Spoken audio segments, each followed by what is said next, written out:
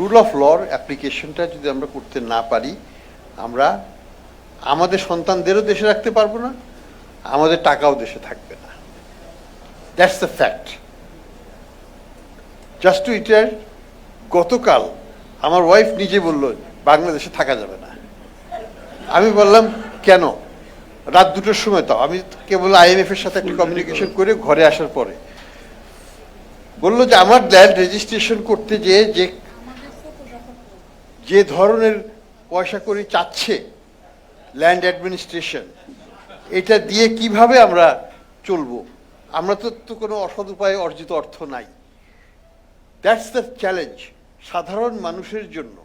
যারা পয়সা ঘুষ খেয়ে করেছে তাদের ব্যাপার অন্য, কিন্তু যারা সৎ পথে থেকে সংসার চালাতে চায়, সৎ পথে চলতে চায়, তাদের জন্য বাংলাদেশে টিকে থাকা খুবই কঠিন ব্যাপার।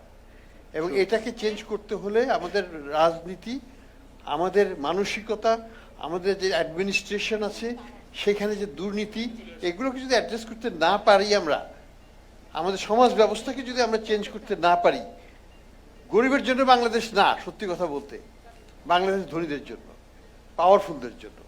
এইটাকে চেঞ্জ করতে হবে। তা না হলে এই দেশের সন্তানরা এই দেশে থাকবে না, আশিকের মতো ছেলেরা ফিরবে না। দ্যাটস দ্য বাস্তবতা। ফিরলেও আবার চলে যাবে। দ্যাটস দ্য বাস্তবতা।